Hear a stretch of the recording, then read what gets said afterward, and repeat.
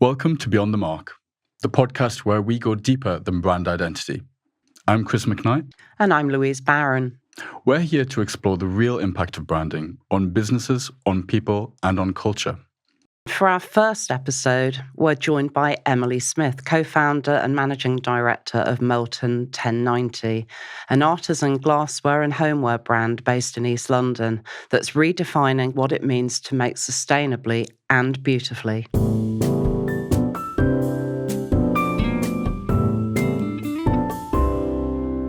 Emily. Hi. Thanks for joining us. Good to have you. Yeah, it's great to have you here, Emily. It's nice to see you guys in person. Yeah. Absolutely. So you first approached Monogram 4 years ago?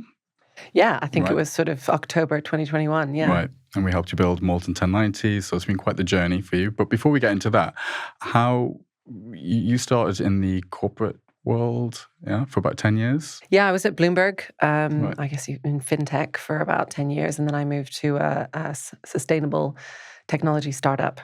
Okay, that's quite the leap. I spent 4 years, and then obviously joined forces with Laura and started Molten 1090. Yeah. So yeah, it's quite a different world. Yeah, massively. It is, yeah. It's so what kind of sparked that change, if you like, or?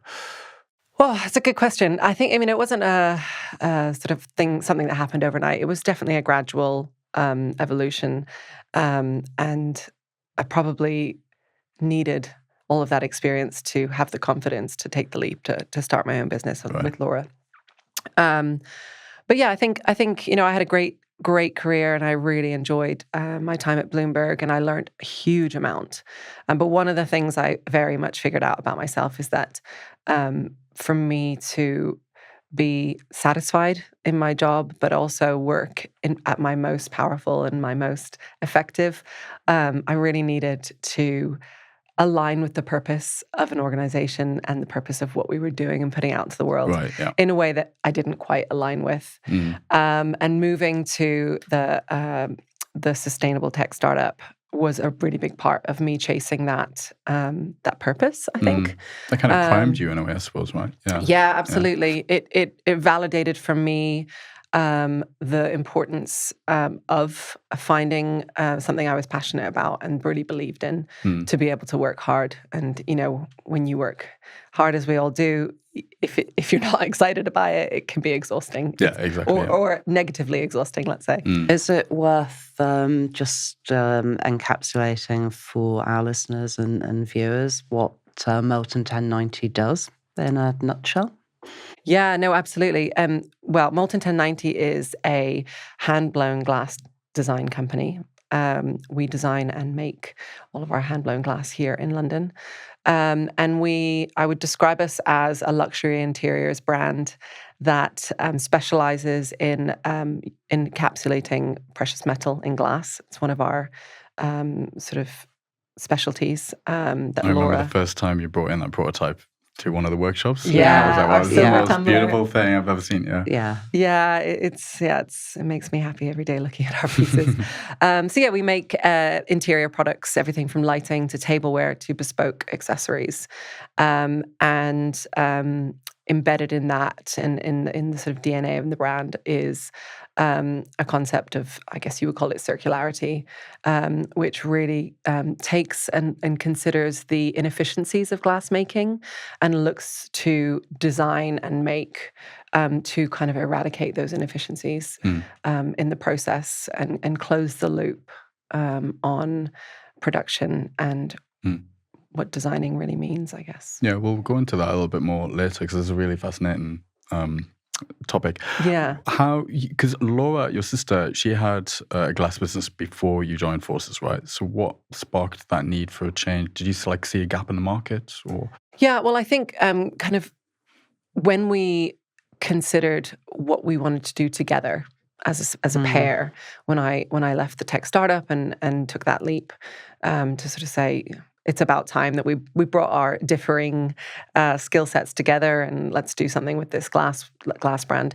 So when we looked at Laura Elizabeth Glass as a brand, whilst we really wanted to, take advantage of Laura's creativity, design aesthetic, and broaden that and its accessibility to the rest of the world, beyond just a bespoke space. We knew that the fundamental flaws of glass, that sort of inefficiency, that when you make anything bespoke, there will always be multiple pieces made that don't make it to the client, that are not received by the client, and in many cases have to just be disposed of. And so we wanted to, at sort of the ground level, figure out a way that we could remove that from being a challenge, from being a fact, let's say, in the process. And so when we thought about what the brand that we wanted to create looked like, we knew that it needed sort of guidelines and ground rules that didn't exist yet for our brand as Laura Elizabeth Glass. And trying to build those guidelines into an existing brand, we realized was sort of like unpicking a knitted sweater to redo it.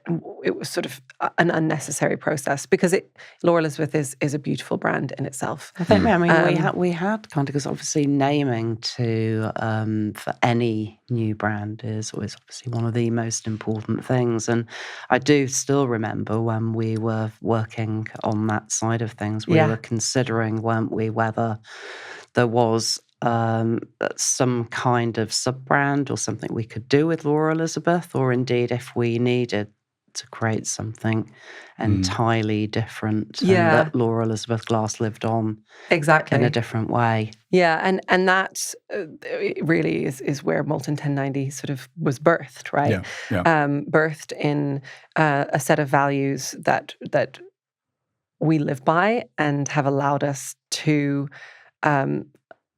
grow in a way, I guess, a bit more efficiently, because there's something about setting rules from day dot that allow you. They make decision making easier. They make absolutely. Telling people about your brand easier. I mean, one of the most important things that we've learned about branding is people need to be able to understand it, whether they are your consumer or whether they are your employee. They need to be able to understand it. And really quickly, like in an instant, quick way. Absolutely. And believe in it. And, that again, going back to my past career, was what I realized is, to believe in not only the brand, but its vision and its purpose is so important. And if you have that, and if you're able to offer that to employees, but also the people purchasing your products, it's a game changer. No, absolutely. It's that consistency of messaging, isn't it? As well. Storytelling, is crucial. Yeah, absolutely. And so in creating Molten 1090, talking about the sort of the circularity of or the value of circularity, let's say, in the brand, we knew we needed to be able to develop products that were designed to sort of respond to that inefficiency of the making process in glass. And so the Molten 1090 brand really touches on that directly. I mean, the name itself, Molten 1090, it means two things really. It is, if you want to take it as a temperature, the Celsius, 1090 Celsius, that's a sort of sweet spot that we like to blow some of our glass in, particularly with our silver metals. But it also represents this sort of inefficiency of glass, where if you take 100 products, whether they are bespoke products or whether they are off-the-shelf tableware that we make in our FfTech collection, about 10 out of every 100 of those products will not make it to the shelf. Wow. Right? Yeah, for whatever reason, many different reasons. There's breakage along the way. Maybe the piece doesn't, we're making by hand. We love the results that you get from that. But of course, there are times where something is not exactly how you want it to be. And so we design collections that take those 10 products and use that material that already has gold, silver, or copper applied to it, and we design new products with it.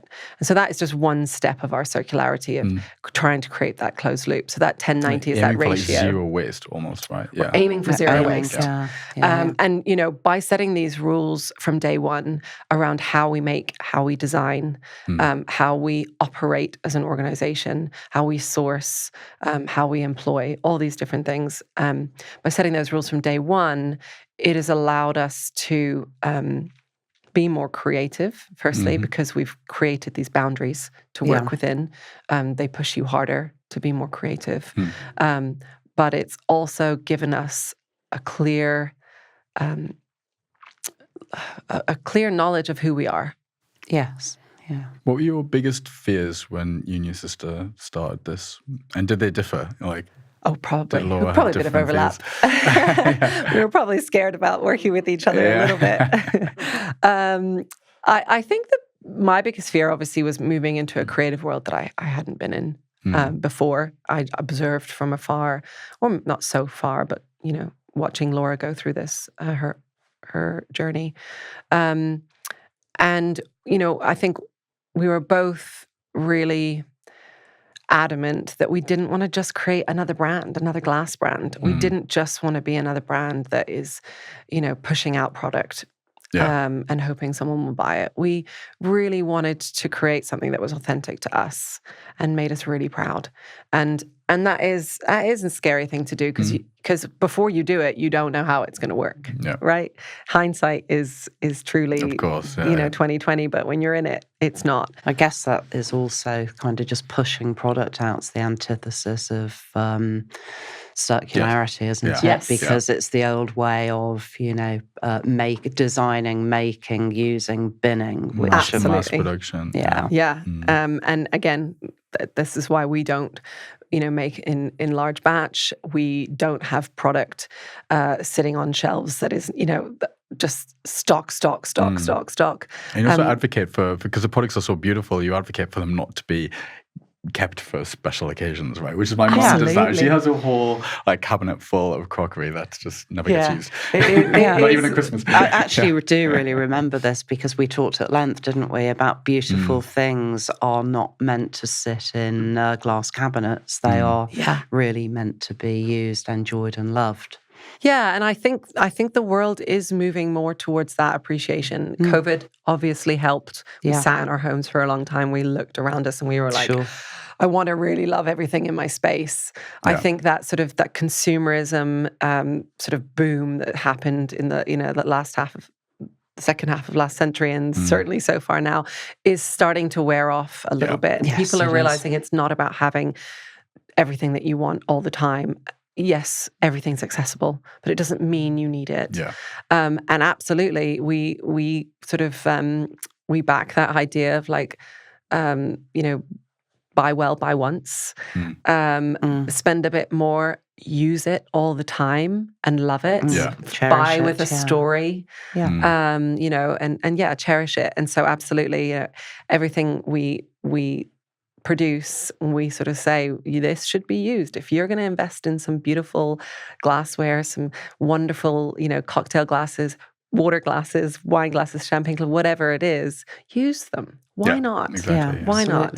You're probably more likely to break something you don't use very often than the things you use all the time, right? But that's so important to us. And again, why we make, we try and make as much to order as possible.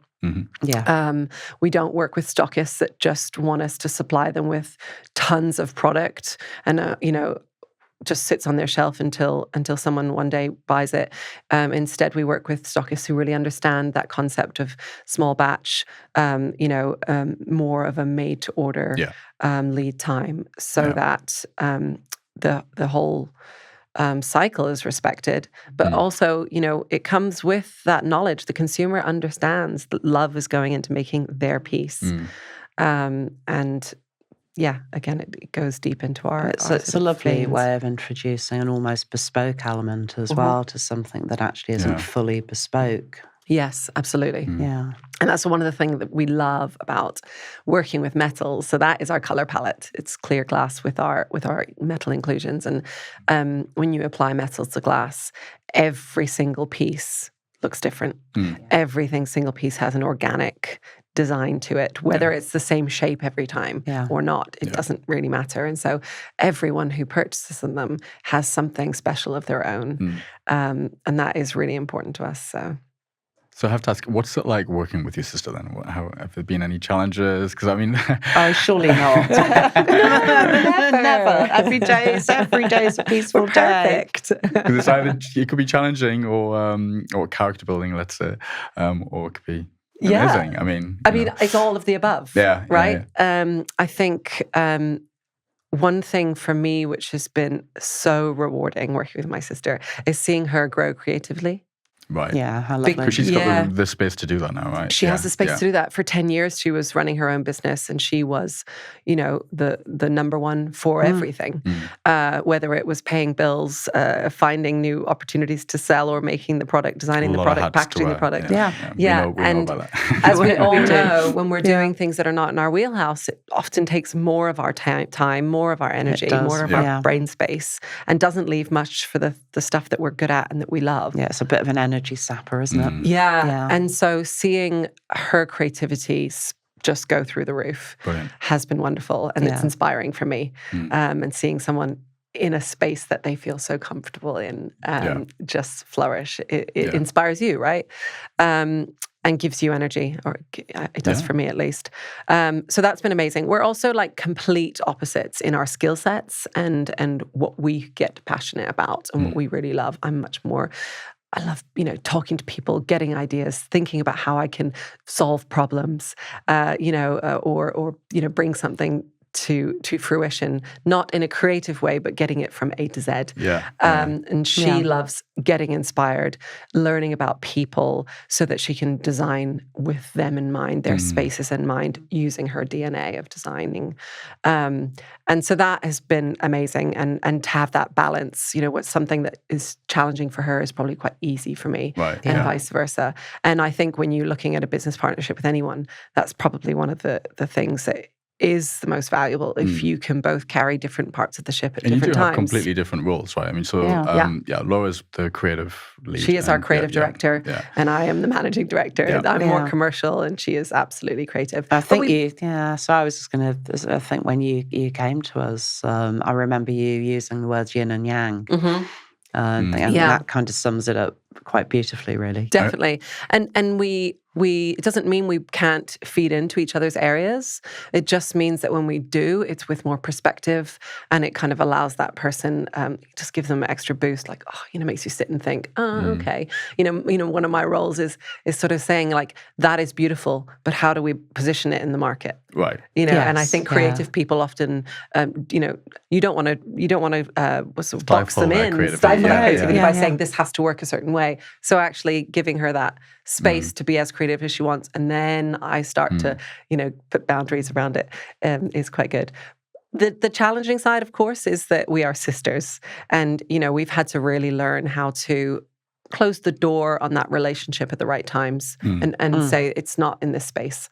I think we've done a really good job at looking how we can empower ourselves in that. We have a business coach that when we feel like we're getting a bit too sistery, we check in and we go, okay, good. Help us reset on how we can approach this, more effectively.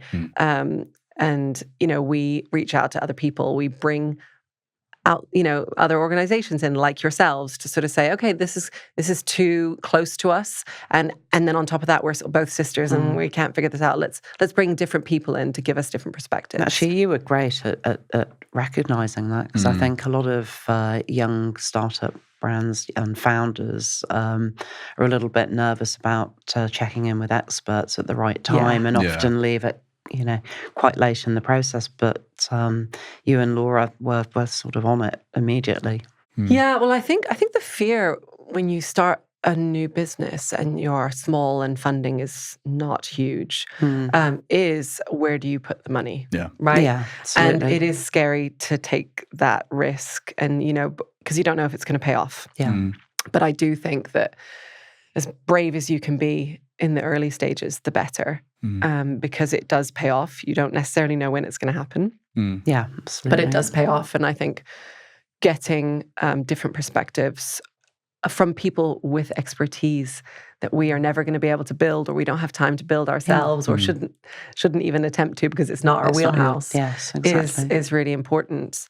But kind of going back to that sister dynamic, I think it also is one of the most powerful things about us because... Do you think it's giving you like a competitive edge maybe? Or? Yeah, I do. I do. Because no matter who your business partner is, right, you're going to have disagreements. Yeah.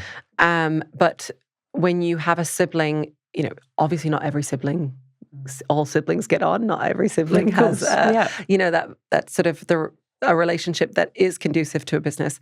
But if you do, then you have this sort of unending trust in the other person's motivation, their communication, what they're sharing with you, what they're not. You know, you're gonna be in a position with your business partner at some point where you disagree on something, and when you don't understand the nuances of that person, it's hard to know how much you can trust. People's lives change, different motivations happen, egos come into play. Of course. And I think as the sisters that we are, and our sort of the way we've been brought up and the way that we've... This is not a problem. Well, when it becomes... Certainly there isn't a problem around ego, and there isn't a problem around trust. And when we get into the difficult moments... It's business coach time. Yeah, it's okay, let's step back. Let's use our tools because we know that we're sisters. We know that's a positive and a negative at times, so let's not ignore it. And I think that's been, like kind of like bringing others in, as you say, as a small business, that's been our strength from the beginning, is that we've been really honest about what potential challenges might come along the way. And I think that's hard to do with someone who doesn't know you since you've been born and won't get offended by you and won't, cut you off just because you've pissed them off and you said something that just rubs them the wrong way. They'll tell you, you've pissed me off. My sister will tell me and I'll tell her. And you can work through it quicker and you move on. Yeah, that's a good point. It's a big strength for us. Yeah. So Molten 1090 are based in East London. However, you are kind of East London via Bermuda. Yes. So I'm curious about how living on a small island has kind of impacted your work, your played into the philosophy, and even perhaps the design style of some of the collections. Yeah, I think there's no denying it's impacted everything from designing Laura's creativity to our sort of desire to have as small a footprint as possible on this planet. I mean, I think Laura always says this thing to me when it comes to creativity that everyone sees light differently, and creative people see light very much based on how they're sort of not necessarily upbringing, but when it most inspired them. And Bermuda is full of light in so many different ways, both literally and from a community perspective, and the people and the spaces around us. And it's without a doubt been very influential on her design aesthetic. That concept of man-made versus nature that we see all around us all the time and on our little island is very clear to see when you look at the ocean, 24 hours a day, and you see the both intentional material things in there, such as boats, to the things that get washed up. And, hurricanes, the natural effects of hurricanes, and then all of the man-made waste that comes to life and right to the surface in those moments of natural disasters. So without a doubt, that's fed into her creativity and how she looks at materials and so on. Has it fed? I mean, I'm guessing from what we you've just touched on it, it's affected your own, absolute passion and commitment to circular design and sustainability because you've lived in.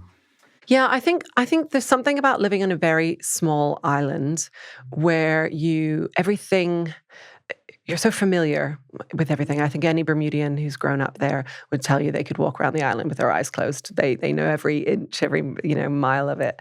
And so there's this feeling of responsibility and not ownership's the wrong word, but everything feels like it's your little island, it's your space, it's your beach, it's your your rocks, it's all these things. And so when you see waste, when you see rubbish and things littering the island, it's really negative. I think it's easier to ignore in a big city. Yeah. Yes, it's not yours. If you can feel a little bit disconnected from it. But in an island like Bermuda, I think it's hard to disconnect from it. And we absolutely grew up with parents who, were getting us involved in all of the Keep Bermuda Beautiful activities and, being really conscious about the impacts of humans on our land. And so, without a doubt, that has been part of our DNA as humans. And I think certainly our generation, we've always been aware, haven't we? Since we've been born that as humans, we're not doing great things to the planet. So, without a doubt. And going back to the point of, we didn't just want to create another glass brand. The world doesn't need more things. Yeah. Right? So if you're going to bring more things into it, how are you doing it in a way that is conscious and always evolving to be better and better? And I think that is a really important part of accepting or moving into that world of, I hate the word sustainability, but if you're going to be in a space where you are claiming to be conscious and proactive about what it is you're making and creating and putting out into the world, I think it's taking it not just seriously, but also recognizing that it is an evolving process. Yeah. And perfect doesn't exist. It never will. We're always trying to be better. Yeah. And that's actually where the rules and, I say rules, but the sort of the guidelines and the values that we've set as a brand from day one, working with you guys when we were building our branding identity and so on, how those sort of guidelines help guide us every day, as they should, because they're a reference point. Whenever we're designing something new, whenever we are having to source something new, whether we're moving studio and re-kitting it out, we always check back in with, how can we do this? Makes decision-making so much easier, right? Yeah. Exactly. And we know that if it's not possible to do a certain way today, then what is the best way? And next time we do it, we keep pushing, or we keep pushing to find others who can collaborate with us to get better. Yeah, absolutely. And there isn't one answer for everything, but as long as you are constantly pushing to be the best you can be in those situations, I think that is the most important element of it. I mean, given I'm going to avoid using the word sustainability here, but since we know circular design is central to your DNA, I mean, I think the term circular design, although it has been around for a very long time, is still quite new to many of us. I mean, could you kind of give us a snapshot of what that means? Yeah, I think it's open for interpretation. Okay. And so by no means am I the sort of final word on this. But, for us, it means, looking at ways that we can be as efficient as possible. We can take the flaws of, as I said earlier, the flaws of glass making and use them to a positive and close the loop. On production. So when we design a new collection, what I talked about earlier about that sort of ratio of 10 to 90. Yes. We design products at the future products of those collections, taking that wastage into consideration. There is clear glass that you can recycle infinitely. Yeah. But once it has our metals in it, it's sort of similar to once it has color in it, you can only recycle it in certain manners. Yeah. So we keep our palette minimal, so that we only have 3 different aesthetics, let's see, to design and reuse within, and we look to have zero waste. Yeah, I mean, I was at a exhibition on Saturday at the Design Museum in London. It's definitely worth going to have a look at. And there was quite a big piece and an exhibit on circularity. Okay. And kind of the little summing up they gave was really about makers keeping materials in circulation. Yes. Just on a loop. And that kind of, if you can achieve that, then we'll all be very, very happy. Absolutely. When we moved to our studio in Stoke Newington 3 years ago, it was a blank canvas. It was just a shell of a room.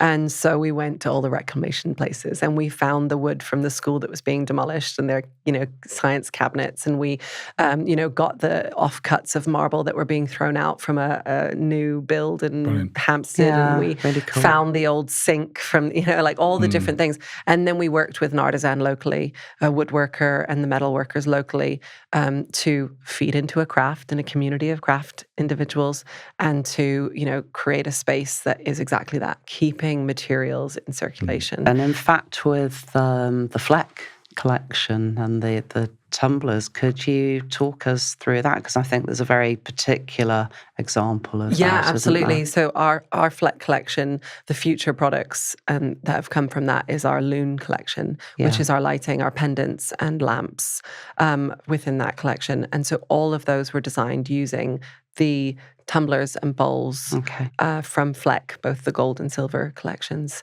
and we crush them back down in different styles. We, some get smashed, some get I can't remember the word, but they get crushed into smaller frit, and they are applied in the designing process. So they are an intentional element of our lighting. That's great. Some are even cut down, right? Like into different products. Yeah, we have whiskey tumblers, which started off as our standard large tumbler, and for some reason they're maybe they're too big, too small to be a tumbler, really cool. And so we use a very common technique of cutting the glass down to whiskey size. Great. So it kind of takes existing products and gives them new life in a new product without having to make more things. I was thinking it almost as the circular design, and there's also kind of a circularity back to Bermuda here as well, particularly with like the FfTech collection, because I remember when Laura was describing it, the flecks running through it, had reminded her or been inspired by the reflection you get on the beach when you kind of spot the light hitting at the shell or on, bouncing off the waves. Yeah, the patinas that come from the gold and the silver and copper through our glass is amazing. And it creates movement. And, glass is most loved in natural light, and when natural light hits our glassware, it comes to life in another level, and it's so beautiful.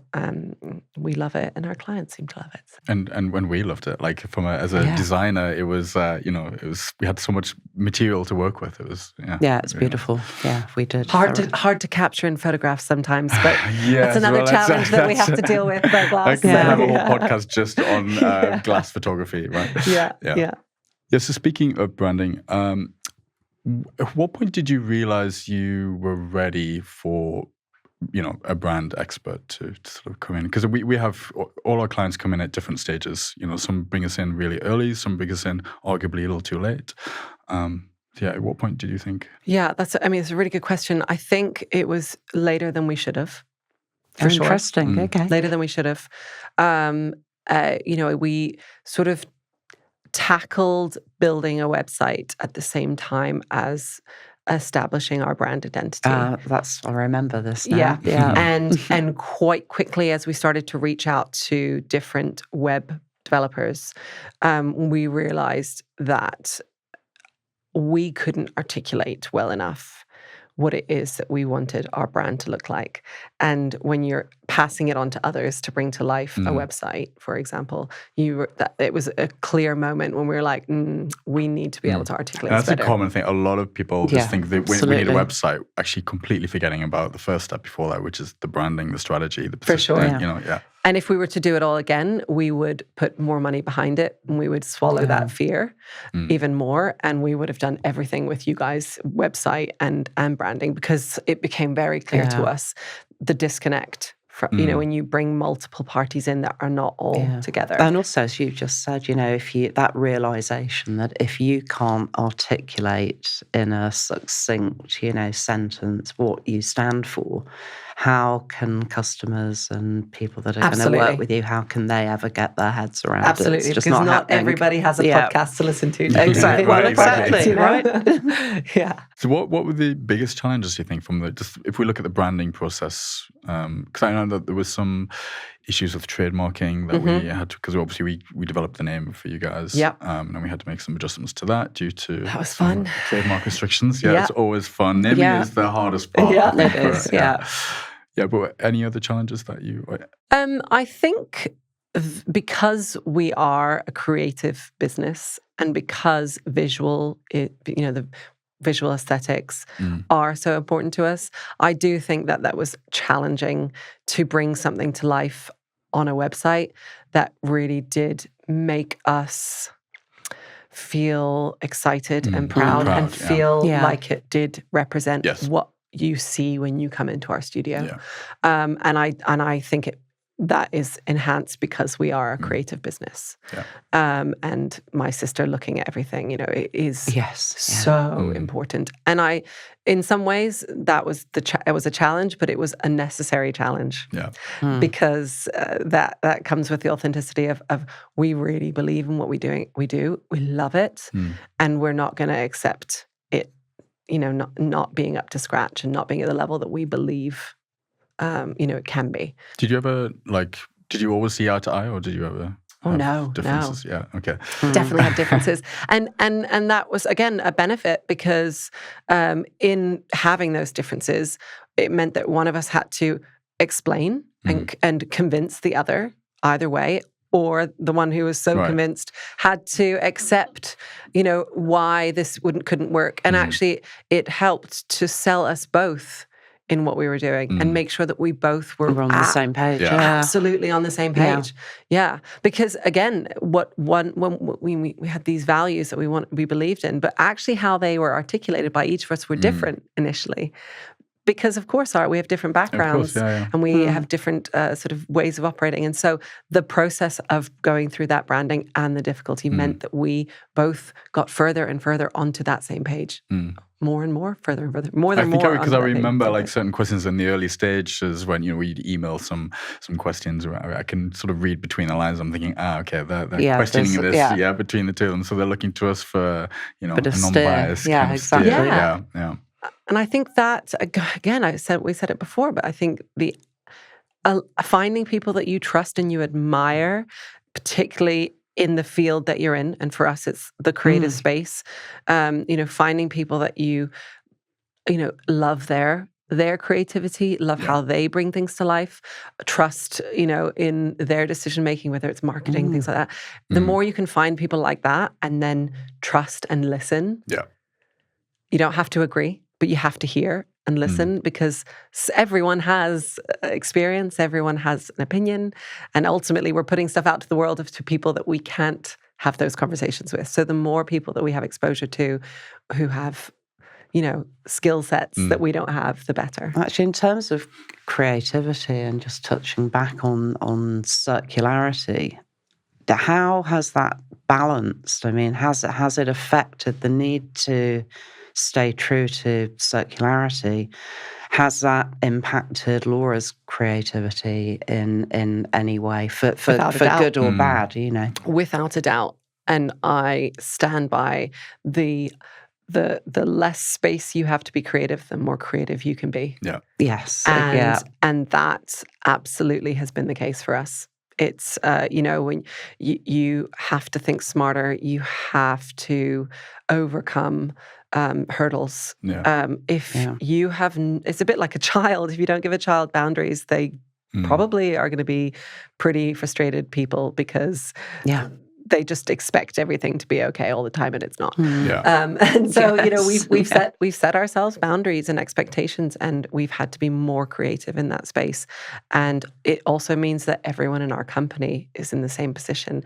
And it's I see it every day. Like, people are excited by having to figure something out because once you can figure it out, if you get there, it means that we can be really proud of what we've done. Yes. It's accomplished, isn't it? And something to be truly proud of as well. It's not easy. But if it was, everyone would do it. Yeah, no, exactly. One really cool thing that you guys did was the workshops side of things. Yeah.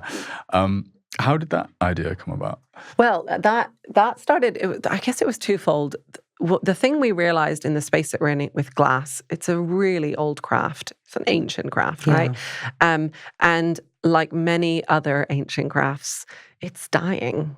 And the world is so quick with its, fast production, and you can buy anything from anywhere and get it 3 days later. It doesn't matter if it's from the other side of the world or not.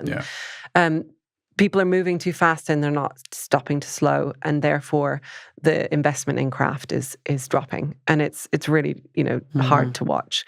And part of the role that we play as a glass designing and making company is to invest in that communication and that education around glass. And so when we started our workshops, the main goal was to bring people in, to give them exposure to this beautiful craft. Once you see it, once you touch it, not the hot glass itself, but but once you touch it, once you see it, your appreciation and understanding for it changes. And everyone who comes into our workshop, whenever we see them again, they're like, "Oh my God, every time I go to a restaurant and they say they've got hand-blown glass, water glasses, I look at them and I check, has it got a Punty mark on it? And I wonder how they made this." And I have so much more, excitement around it. And that is an important part of education in our craft. And the other part of it is it's a marketing avenue. Of course. You get people through the door, you talk to them about whether it's about glass or whether it's about your products. It's a love brand you're creating then, isn't it? And they're more invested. And, I think one thing about our glassware for sure is it's best in person. And so you bring people through the door and they get to see it. And so suddenly we have, it's two birds with one stone. You're continuing to push that education around the craft, and as well as bringing new audiences in. Yeah. And we love it.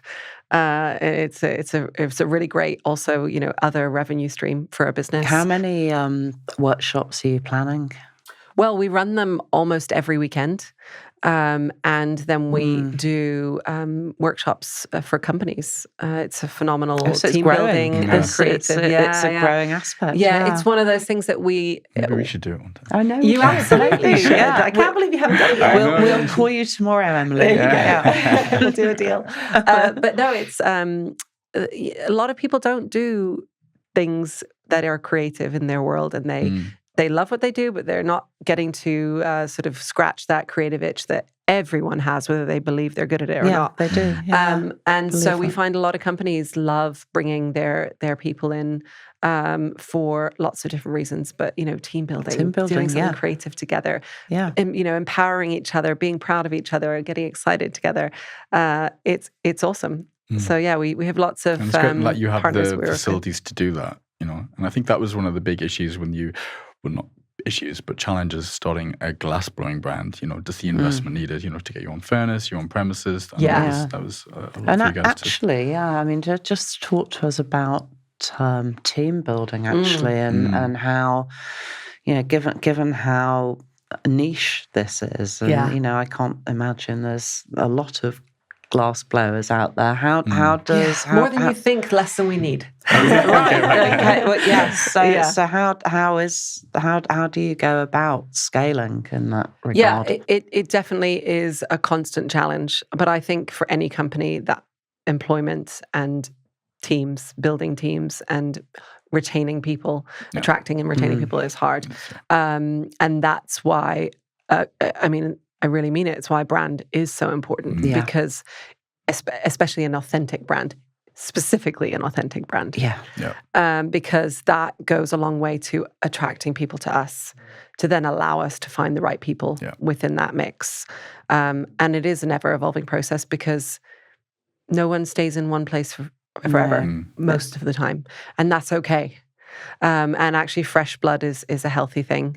But people who stick around are also really great and healthy. And so we try and create an environment where people want to stay and can spread their wings. So look, it's hard. It's not easy. It's a constant role. But in what business isn't it? It's not. Not so true. Yeah. And as you grow, how do you sort of manage creativity and artistry with, I guess, production efficiency?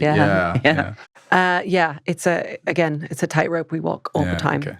And again, I think where Laura and I are really able to come together as business partners and flourish is that, both of us are coming from different sides of the coin, and, have to work with each other to say, why are we designing that collection? why are we focusing on that? Do we need that collection, or should that collection look that way? Because where is the market for it? Should we be putting our focus elsewhere? So that's a constant evolution. But again, it's a part of developing a small business is ensuring you have different revenue streams so that you can ebb and flow, as things around you change and as markets and seasons change. You can do more workshops at certain times of the year in the run up to Christmas when everybody wants to do it.